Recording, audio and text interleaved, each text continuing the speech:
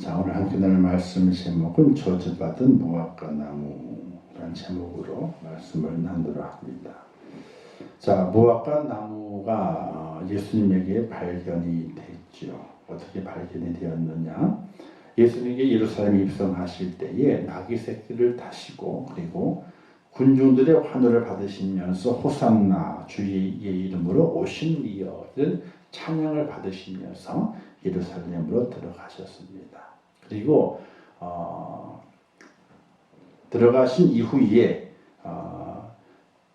그 날이 아니고 그 다음 날, 그러니까 들어가셨다가 그리고 나오셔서 베단이라고 하는 곳에 이제 숙소를 정하셨는지 머무시게 됩니다. 이 베다니는 누가 있는 곳이냐면은 마르다와 마리아 그리고 나사로가 사는 지역이 베다니 지역입니다. 아마도 그 집에 머무르셨는지 모르겠지만 어쨌든 예루살렘에 들어가셨다가 그리고 다시 나오셔서 하룻밤 잘 주무시고 그 이튿날에 이제 다시 예루살렘으로 올라가셨던 겁니다. 그래서 그 내용을 보게 되면은 이렇습니다. 가운데가 예루살렘, 그 옆이 성전, 그리고 벳박이라고 하는 곳이 있고 벳박의 밑에 베다니가 있습니다. 그러니까 베다니에 머무시면서 벳박이를 거쳐가지고 성전으로 들어가시는 그때를 이야기하게 되는 것입니다. 그래서 베다니 지역에 머무시다가 그러니까 예루살렘에 올라가셔서 호산나 찬양을 받으시고 그리고 다시 예루살렘에 내려오셨다가 베다니 지역에 머무르셨다가 다시 또 이제 예루살렘으로 그 이튿날에 올라가셨다. 12절에 그랬죠. 이튿날 그들이 베다니에서 나왔을 때에 이렇게 말씀하고 있습니다. 그래서 베다니를 거쳐서 이제 벳박이로 올라가시다 하시면서 예루살렘 성전으로 들어가시게 되는데 이제 이 사이에서 사건이 일어나는 것이 무화과 나무를 저주한 사건입니다. 이 베다니 지역은 아까 얘기했던 것처럼 이제 나사로와 그리고 이제 마르다, 마리아 이 사람들이 사는 곳입니다. 아마도 그 집에 머물렀을 겁니다. 머무르신 이후에 그리고 출발했는데 시장하셨다 그랬거든요. 시장하셨다. 그리고 이제 무화과 나무를 발견하고 열매를 구했다. 이렇게 말씀이 진행이 됩니다. 근데 우리가 알아야 될 것은 무화과 나무가 계절적으로 두 계절에 나는 무화과 나무가 다릅니다.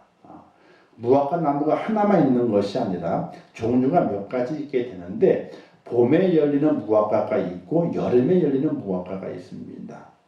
여름실과 한 광줄이 했을 때 여름실과는요 여름을 거쳐오면서 아주 보기도 좋고 맛나게 잘 익은 열매를 가리키거든요. 근데 여름이 오기 전에 열리는 무화과가 있습니다. 그래서 그림을 보게 되면은 왼편에 있는 게 봄에 열매 맺는 무화과입니다. 이 무화과 이름을 파게라는 그 이름을 쓰게 돼. 파게라고 하는 이름을. 근데 이 무화과는 어떤 무화과냐면 우리가 우리나라 배도 계량종이 있어가지고 좀 맛이 좋은 배도 있지만 돌배도 있거든요. 돌배. 근데 돌배도 잘 익으면 먹을만 해요. 대충은 잘 많이 먹지를 못하지만은 그래도 살 조금 벗겨가지고 먹으면 먹을만 한 것입니다. 근데 돌배를 먹으면 시죠. 속에 힘이 세가지고 쉬어요. 그러니까 이 무화과 나무도 좋은 무화과가 있는 반면에 돌 무화과가 있다는 겁니다. 돌 무화과가. 그래서 무화과 이파리가 약간 다르고 그리고 저쪽 왼쪽에는 무화과 이파리는 잎이 하나로 이렇게 뾰족하게 하나로 되어 있는데 오른쪽에 있는 무화과 나무 잎이 손바닥처럼 이렇게 세 갈래로 잎이 갈라집니다. 그래서 봄에 열리는 무화과 나무는 이제 돌 무화과라 그래가지고 열리긴 열리지만은 그나 크게 맛이 있지 않은 그냥 먹을만 하답니다. 그리고 오른쪽에 있는 여름에 열매 맺는 무화과인데 이 이름은 테에나라고 해가지고 아주 우리가 먹고 있는 무화과 그 무화과와 똑같은 무화과입니다. 근데 왜 무화과냐? 무화과는 꽃이 없다는 꽃이. 원래는 꽃이 있습니다. 꽃이 있는데 꽃이 안 보이는 것 뿐이거든요. 꽃이 속으로 펴요. 속으로.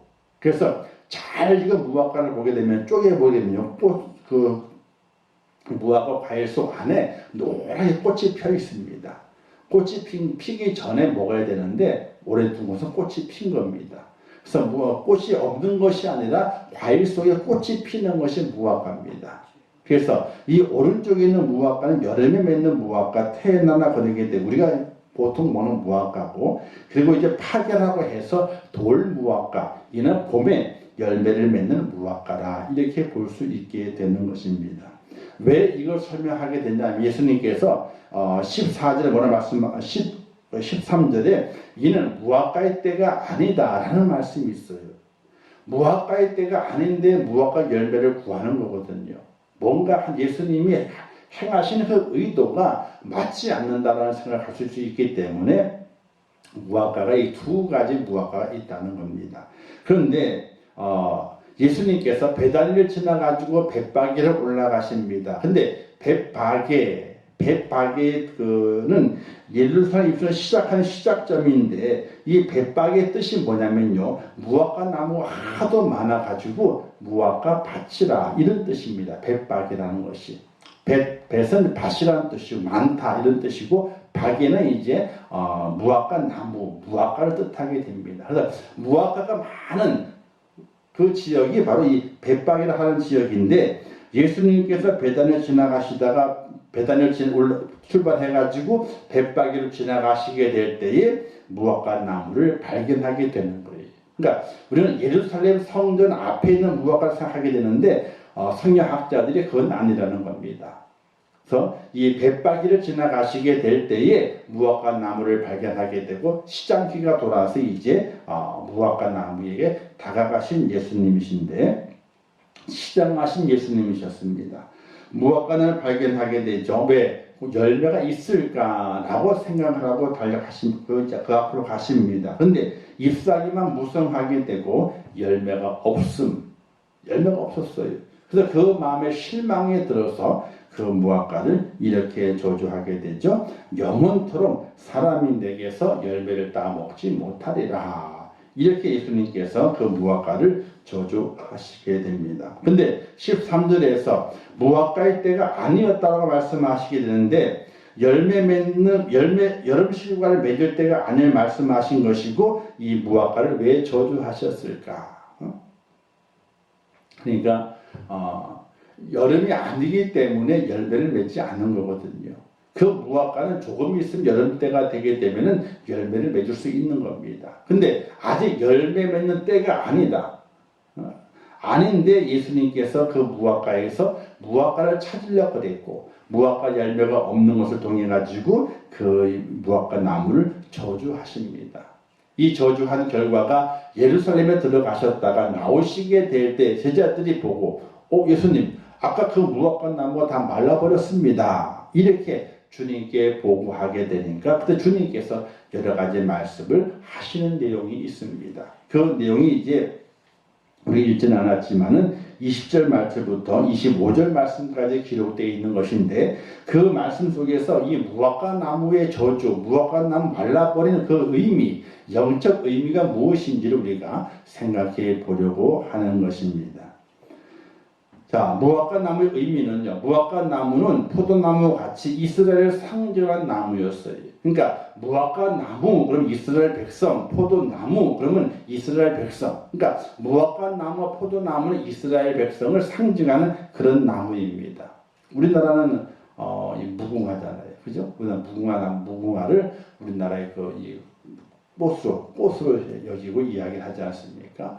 각 시마다 도마다 그 시에 맞는 꽃들이 있다고 하는 것을 얘기 듣게 되는데 이 무화과 나무, 포도나무는 바로 이스라엘을 상징하는 나무입니다. 근데 왜 하나님 예수님께서 이 무화과 나무를 저주하신 것인가? 당연히 그 무화과는 여름 무화과이기 때문에 여름이 지나야만 열매를 맺는데 지금의 때는 6월절 지난 때이기 때문에 봄이거든요. 우리나라의 계절로 봄입니다. 봄에는 무화과가 열매를 맺는 때가 아닙니다. 좋은 열매 맺는 때가 아니거든요. 근데 열매 맺지 못하는 무화과, 이파리만 있는 그 무화과 앞에 가가지고 열매가 없음을 통해 가지고 저주하셨는데 왜 예수님이 그와 같은 일을 하셨을까? 무화과일 때 열매 맺는 때가 아닌데 당연히 열매가 없는 것을 아심에도 불구하고 무화과 나무에게 가가지고 저주하셨을까? 이거는 이스라엘에 대한 상징적인 도구로 이 무화과를 사용하셨다는 겁니다. 그러니까 이스라엘 백성들 향해서 너희에게 저주가 있을 것이다 라고 말씀하신 것이 아니라 이 무화과를 보고 이스라엘 백성을 상징적으로는 도구로 사용해가지고 이 무화과의 나무에 저주하셨다라고 하신다는 사실이. 그럼 무엇을 지적하신 것인가? 바로 외식하는 유대인의 신앙을 지적하고 심판하셨다라는 겁니다. 이파리가 많게 되면 당연히 우리는 열매가 많을 것을 생각하거든요. 나무가 큽니다. 그럼 그 큰 나무 안에는 뭐가 있을 거라고 생각을 하거든요. 근데 가까이 다가갔더니 없는 거예요. 없는 거예요. 우리가 산에 가서 보게 되면은 이제 조선밤나무가 있거든요. 근데 밤송이가 작아요. 그 밤 알도 조그만해가지고 참 이 볼품이 없습니다. 나무가 커가지고 찾아갔더니 떨어지는 열려있는 밤송이는 아주 작아요. 그러면 실망을 하게 되거든요. 자, 그와 같이 외식하는 유대인들의 신앙을 지적하기 위해서 입만무성한 신앙, 즉 거칠에만, 형식적으로 거칠에만 아주 화려한 그 이스라엘 백성들을 지적하고 있는 예수님의 모습이라고 하는 사실이, 그리고 회칠한 무덤이라고 말하게 되죠. 그 속은 아무 쓸모가 없는, 이파리만 가득해가지고 아무 유용함이 없는 그 상태의 유대인들의 신앙을 지적하고 심판하신 예수님의 상징적인 도구로 무화과 나무가 사용이 됐다는 사실입니다. 우리 옛날에 이런 얘기 있지 않습니까? 아이가 너무 안 돼. 이 자녀가 너무 말썽을 피우는 거예요. 혼을 내도 안 돼. 안 되니까 어느 날 이제서 큰 일을 벌였어요. 근데 아버지가 화가 많이 나가지고 저기서 어떻게 가르쳐야 되나, 고쳐야 되나. 그래서 아들 보고 회초리를 해갖고 오라 그랬어요. 아들이 나 잘못했으니 또 맞겠구나 생각을 하고 회초리를 준비하고 왔어요. 그런데 그 회초리를 준비하고 왔는데 아버지가 벌떡 일어나더니 아버지 종아리를 걷는 거예요. 그 아들 보고 이렇게 말합니다. 너가 잘못하는 것은 애비가 너를 잘못 교육시키고 잘못 가르쳤기 때문에 너가 이렇게 잘못된 길로 가는 거니까 이 애비가 잘못한 거다. 이 애비가 죄를 졌으니까 벌을 받아야 되겠다. 너가 그 회초리로 아버지의 이 종아리를 때려라. 옛날에는 아버지가 아들의 종아리를 때렸거든, 잘못했기 때문에. 근데 그렇게 해도 안 되게 되니까 아버지가 일어나가지고 종아리를 거둔 다음에 아들 보고 아버지의 종아리를 때리라는 거예요. 아들이 아버지 종아리를 회초리를 치면서 울었다는 거잖아요. 그리고 그 일을 통한 다음부터 그 아들이 변화돼가지고 효도하는 아들이 되었다. 이런 이야기들이 있지 않습니까? 자, 여기에서 그 아버지의 그 종아리는 누구의 종아리는 사실 아들의 종아리가 돼야 되는 거거든요. 누가 회초리를 맞아야 되느냐? 아들이 회초리를 맞아야 되는데 아버지의 그 회초리를 대신 맞는 겁니다.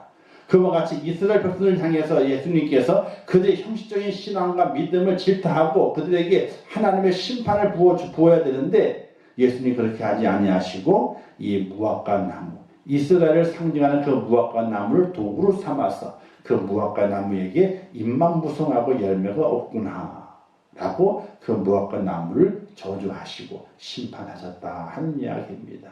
당연히 무화과 나무는 그 계절이 되지 않았기 때문에 열매를 맺지 못하는 거예요. 왜? 여름 실과의 나무이기 때문에. 그럼에도 불구하고 이스라엘에 대한 상징적인 도구로 무화과 나무를 사용하셔서 이스라엘에게 교훈을 주기 위한 주님의 방편이었다는 사실입니다. 그러면 왜 주님께서 이 무화과 나무를 통해서 이스라엘 백성들에게 심판하시고 저주하셨는가? 그 첫 번째가 믿음이 없어서입니다. 구약에 예언된 메시아에 대한 소식을 많이 들었고 그 메시아에 대한 말씀을 많이 들었지만 그 메시아에 대해서 확실하게 믿는 믿음이 그들 속에 없었던 것이 23절, 22절 말씀에 이렇게 기록했습니다. 22절, 23절 제가 읽겠습니다. 예수께서 그들 대답하여 이르시되 하나님을 믿으라. 내가 진실로 이르노니 누구든지 이 산들어 들리어 바다에 던지라 하면 그 말하는 것이 이루어질 줄 믿고 마음에 의심하지 아니하면 그대로 되리라. 이렇게 말씀하시면서 하나님을 믿으라는 거예요. 그리고 하나님의 그 말씀이 얼마나 좀 믿을만한지 너가 하나님의 믿고 너가 말해가지고 산들어 바다에 던져라 하게 되면은 그 산이 바다에 들어간다는 거예요. 그만큼 하나님은 확실한 분이시기 때문에 하나님을 믿으라는 거예요. 자, 근데 이 하나님을 믿는데 뭘 믿어야 되는 것인가? 하나님께서 말씀하시고 예언하신 메시아에 대한 이 말씀을 너가 믿어라. 너희들이 믿어야 된다.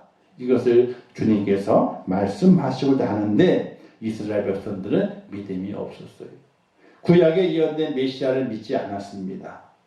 도리어 그 메시아를 배척하고 그 메시아를 인정하지 않으려고 불신앙적인 모습으로 유대인들이 예수님께 대항한 것을 볼 수가 있게 됩니다.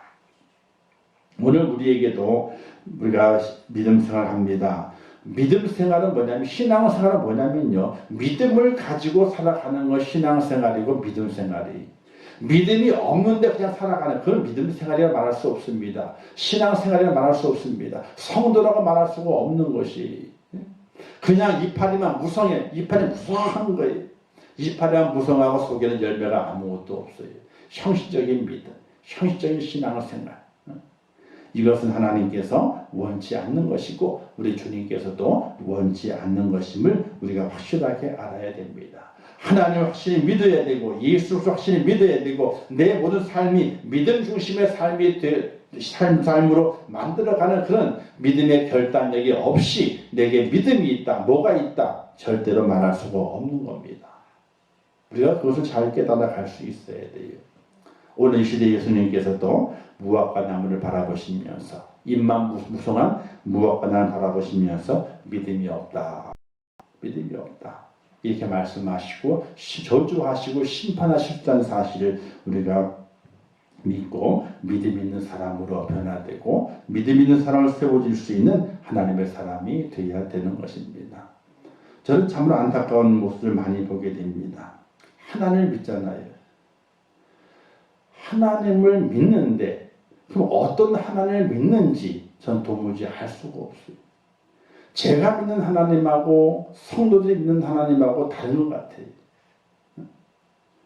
제가 믿는 하나님은 사랑의 하나님이시죠. 당연히.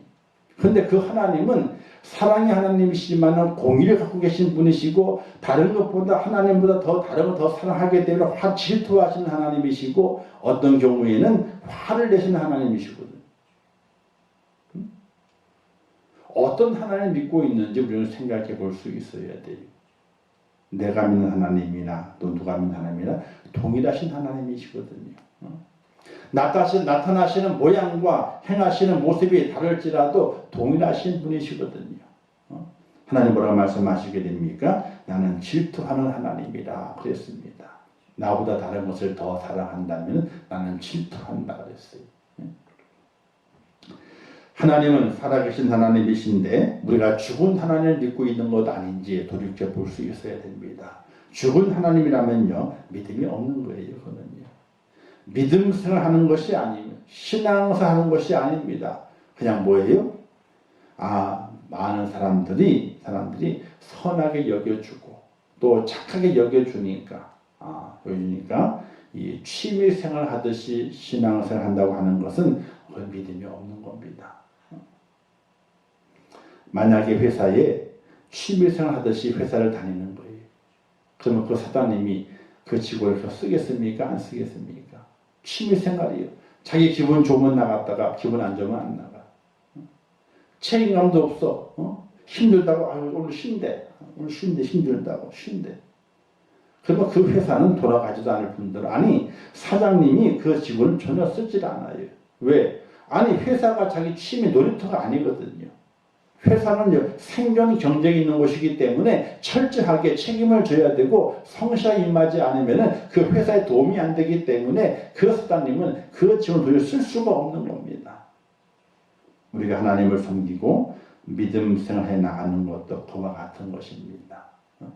철저한 책임과 성실함을 가지고 내 속에 믿음이 있음을 하나님께 보이지 않으면요, 그것이 아무것도 아닌 것이 될 수 있다는 사실입니다. 주님께서 그것을 지적하시게 된 것입니다. 하나님을 믿으라. 왜? 근데 입사일은 무성한데 하나님을 믿는다고 큰 소리를 치는데 속 알맹이를 보게 되니까 열매가 없거든요. 겉으로는 믿는다고 소리치지만 속에는 믿음이 없어요. 그걸 지적하고 계신 겁니다. 그 깨달음이 오늘 저와 여러분이 있을 수 있기를 바랍니다.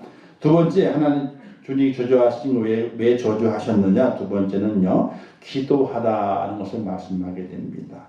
이 기도는 무엇인가? 기도는 보통 성도의 호흡이다, 영혼의 호흡이라고 말하게 됩니다. 기도가 없으면 죽는 거거든요. 기도가 없으면 죽는데 우리는 기도에 대해서 등한시할 때가 많이 있게 됩니다. 자, 오늘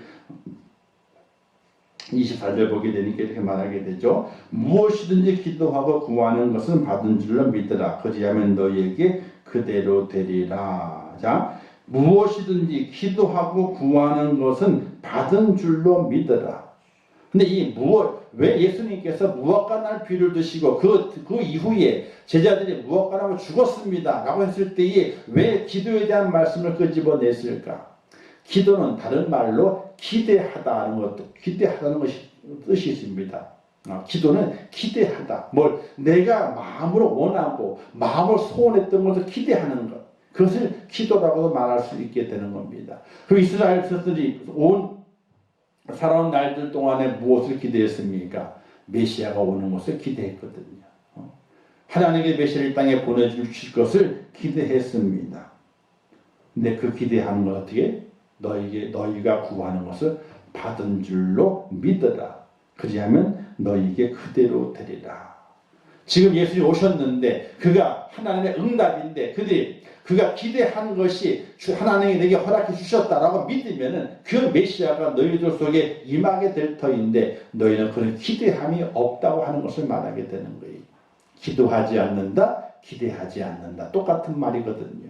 기대함이 있어야 돼요. 하나님에 대한 기대가 있어야 되거든요.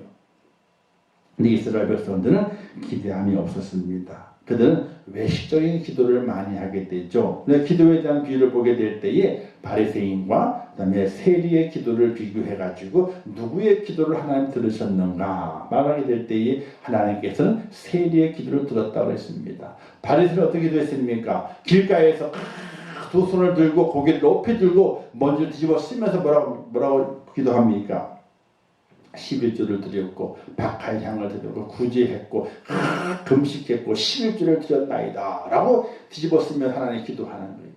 그런 기도가 아니라 하나님께 자기를 자랑하는 것이거든요. 근데 세리는 어떻게 기도했습니까? 고개를 못 들어요. 왜? 하나님께 죄를 져가지고. 큰 소리를 못 칩니다. 죄를 져가지고. 고개를 땅바닥에 쳐박고 그리고 기도하는 거예요. 숨죽여서 기도하는 거예요. 하나님 너무나 죄송해가지고. 바리새인의 기도는 그렇지 않았죠. 외치는 기도였습니다. 자기를 자랑하는 기도였거든요. 하나님에 대한 기대가 아니라 자기를 자랑하는 기도였어요. 근데 세리의 기도는 어떤 기도입니까? 하나님 나를 불쌍히 여겨달라고 하나님의 긍휼과 하나님의 사랑을 기대하는 그 기도가 세리의 기도였거든요. 주님께서는 그 세리의 기도를 들으셨다. 이렇게 우리에게 증거해주고 있듯이 오늘 우리는 하나님 앞에 기도해야 되고 하나님 앞에 기대해야 됩니다. 메시아에 대한 기대가 그들에게 있었지만 그들은 기도하지 않습니다. 또 정말로 기대하지 않습니다. 하나님의 뜻대로 이루어진 메시아가 아니라 자기 생각대로 만들어진 그 메시아를 구하였기 때문에 자기들 생각대로 맞지 않기 때문에 그 메시아를 거부해버리고 맙니다. 기도하지 않았기 때문에 진실한 기대가 없었기 때문에 메시아가 왔지만 그 메시아를 알아보지 못하게 됩니다. 그러니 기도하라 이렇게 말씀하시게 되는 거예요. 오늘 이 시대에도 우리 성도들이 기도를 많이 해야 돼요. 그 영적으로 옳고 그름을 분별할 수 있어야 돼요.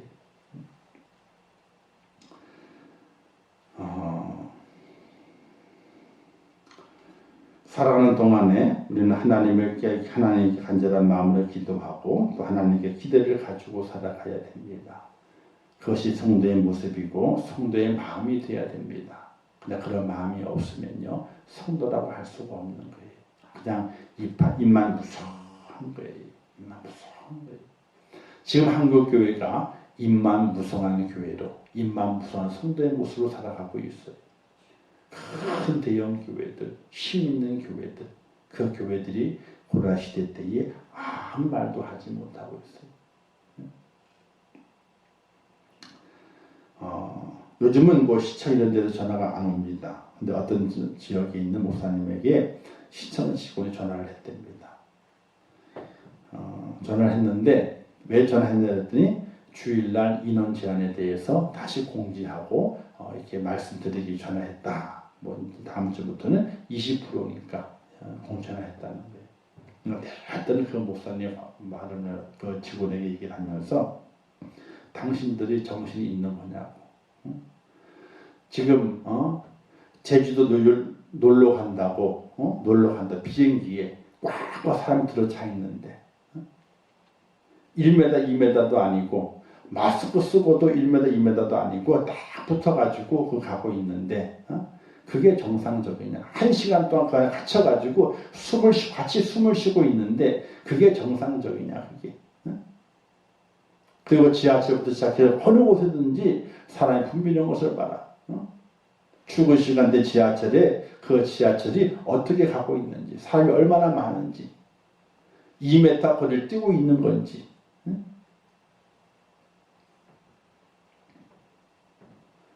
실제로 그렇거든요.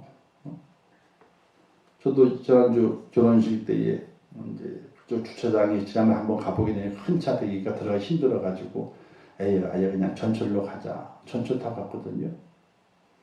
아이고 전철에 다 서 있어요. 앉아가지고 다 앉아있고 다 서 있어 사람이 많아가지고 2m 거리부터 2m 거리 딱 붙었는데 뭐 붙어가지고 또 다 이 얘기하는 사람 얘기 다 하고 있고 그러고 가고 있는데 저는 뭐 한 내정거장입니다. 내리기 상관없지만 어떤 사람들은 저기 지나가지고 분당설이니까 거기까지 갈 거 아닙니까? 1시간 반씩 강남까지 가려면 1시간 20분씩 걸리니까 그 지하철 안에서 많은 사람들 속에서 다 붙어 앉아가지고 그리고 갈 거 아니야. 1시간씩이나.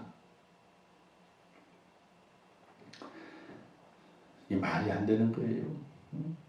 근데 큰 교회들이 힘 있는 교회들이 권세 있는 자들이 그 성도가 돼가지고 교회를 구성하고 뽐내던 교회들이 알맹이가 없는 거예요. 입만 무성한 거지. 입만 무성한 거지.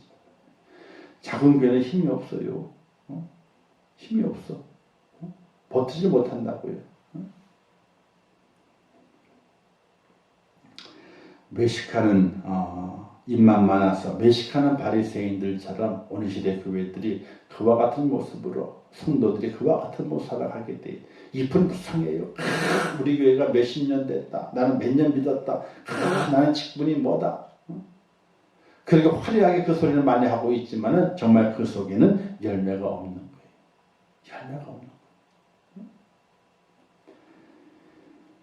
메시아에 대한 기대가 있어야 됩니다. 다시 오실 주님에 대한 기대가 있어야 되고 그분을 다시 영접하기 위해서 기도하는 그 기도가 오늘 우리 속에 있어져야 됩니다.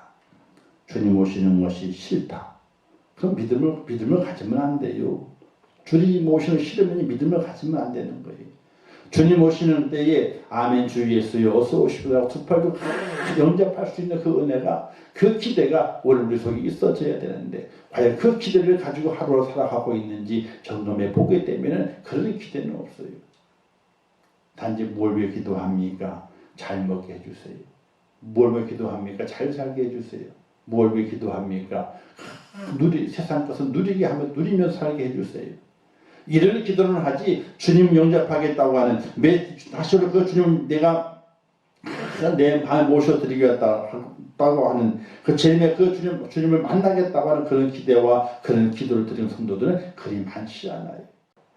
그걸 보시게 될 때 뭐라고 말씀하시겠습니까?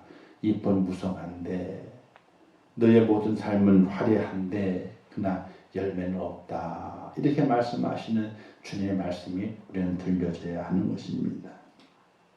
세 번째는 왜 저주하셨느냐? 자, 용서하라고 말씀하시게 되죠. 25절 말씀 보게 되니까 서서 기도할 때에 아무에게나 혐의가 있거든 용서하라. 그리하여야 하늘에 계신 너희 아버지께서도 너희 허물을 사하여 주시리라. 이렇게 말씀하시게 됩니다. 용서가 많아야 돼요. 용서가. 근데 용서가 없어요. 다 원수 맺고 살아가. 믿음을 가진 사람이나 믿음을 가지지 않은 사람이나 다 원수 맺고 살아가고 있어요. 이거는 엄청나게 잘못된 거예요. 유대의 용서는요, 3번까지 용서하게 되면 많이 한 거였습니다. 근데 베드로가 묻잖아요. 예수님 얼마까지 용서하면 좋겠습니까? 7번까지 하리까라고 물어요. 예수님 뭐라 말씀하시게 됩니까? 70번씩 7번이라도 용서하라. 이렇게 말씀하시게 돼요. 이 490번은요, 이 한없는 용서, 무한한 용서를 말하게 돼요. 우리 성도들이 이 땅에 살아가면서 원수 맺는 일을 만들어 가서는 안 되는 거예요. 용서하고 용납하고 화해하고 하나가 되고 이러는 모습의 삶을 살아가지 않으면은 겉은 난 믿음이 있다고 그러고 난 사랑이 있다고 그러고 나는 그냥 뭐 화려하게 자랑하지만 그 속은 아무것도 없는 비어있는 열매 없는 그런 이파리만 무성한 무화과 나무와 비교할 수밖에 없다는 사실입니다. 우리 주님께 왜 용서를 말씀하셨습니까? 그 당시에 바리새인들이 많은 죄인들 용서하지 않아요. 세리를 용서하지 않아요. 이 가난한 자들 용서하지 않아요. 죄 지은 자를 용서하지 않아요. 그들은 자기의 거룩함을 드러내기 위해서 그들을 정죄합니다. 자기가 정말로 선을 행하면서 하나님의 말씀을 지켜가는 일을 앞장서 가면서 자기에게 거룩함의 있음을 드러내는 것이 아니라 다른 사람을 정죄하면서 자기의 거룩함을 드러내요.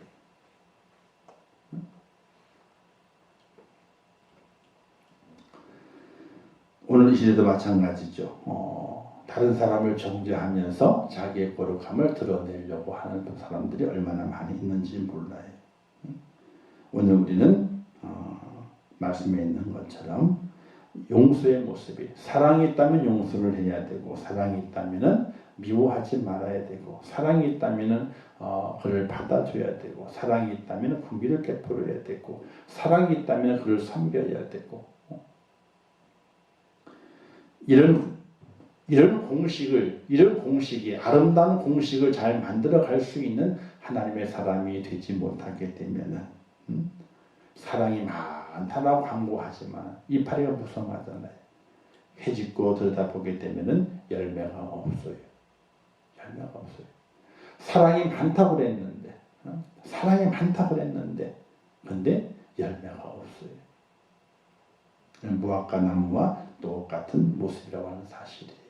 사랑하는 성도 여러분, 우리 주님께서는 이스라엘 백성들을 바라보면서 이것을 발견했던 겁니다. 공생애를 사시면서 말씀을 전파하고 이적을 행하시고 많은 말씀들로 교훈하고 그들을 깨우쳐 가지만은 그들과 만날수록 발견하게 되는 것이 그들 속에 믿음이 없는 것이 발견됩니다. 하나님에 대한 믿음도 없고 메시아에 대한 기대도 없고 믿음도 없습니다. 그것 또한 기도하지 않습니다. 전혀 메시아를 기다리는 그런 사람들이 아닙니다. 그리고 그 속에 사랑이 있다 그러지만 용서하지 않아요. 자기의 거룩함을 지키기 위해서 다른 사람을 정죄합니다. 정죄함을 통해서 자기의 거룩함이 빛나는 것처럼 그렇게 외식하는 그들을 바라보면서 무화과 나무를 바라보시고 그 무화과 나무를 저주하듯이 우리 주님께서는 그들을 저주하기를 원하셨다 하는 사실입니다. 오늘 우리도 이런 무화과 나무의 모습에서 변화돼야 됩니다. 잎이 무성하면 안 돼요. 이제 가을이 깊어지게 되면요, 이제 감이 노랗게 익죠. 빨리 익어갑니다. 그리고 사과도 익습니다. 그런데 저기 영천의 이런 영동 쪽이나 그런 쪽에 사과를 수확하게 될 때에 부사를 수확하게 되는데 첫설이 맞을 때까지 부사를 준다 그러더라고요. 부사.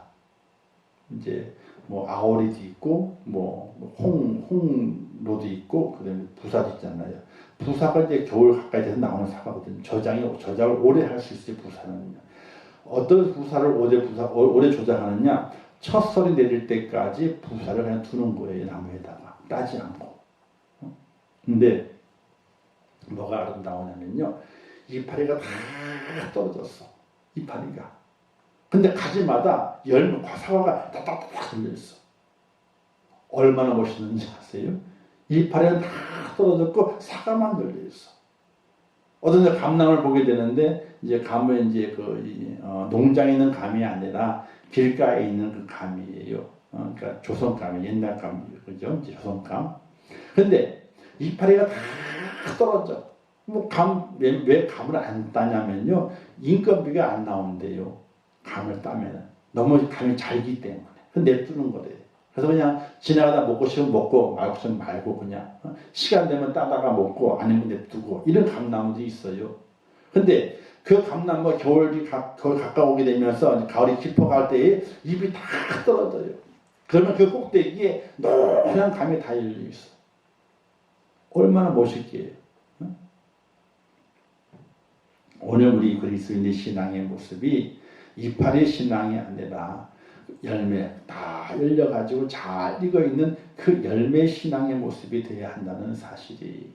근데 볼 때는요, 이파리가 무성하게 되면요, 봄 지나고 여름 지날 때까지 그 나무가 좋은 나무 같아요. 이파리가 무성하게 풍성하니까 이야 하고 감탄합니다. 그러나 이제 잎이 다 떨어지고 난 다음에 열려있는 열매가 얼마나 되느냐, 얼마나 크냐에 따라서 그 나무의 질이 달라지게 되는 것이거든요.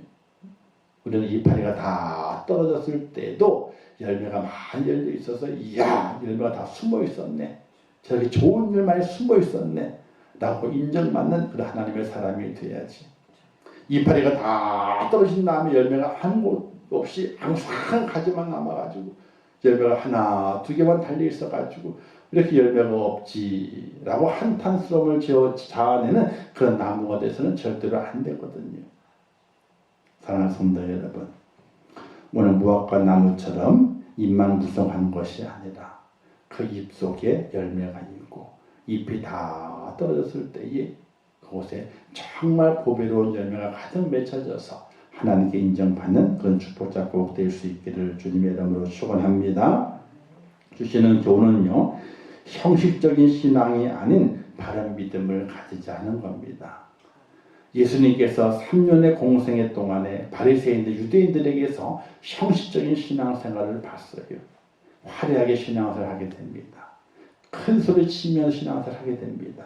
근데 속은 아무것도 없는 것을 발견했던 것입니다. 그래서 우리 주님께서는 싫어하시죠. 당연히 하나님도 싫어하시게 됩니다. 그 옛날만 싫어하는 것이 아니라 오늘 이 시대도 싫어하십니다. 그러니 형식적인 신앙을 버리고 바른 믿음을 갖는 하나님의 사람이 되어야 됩니다.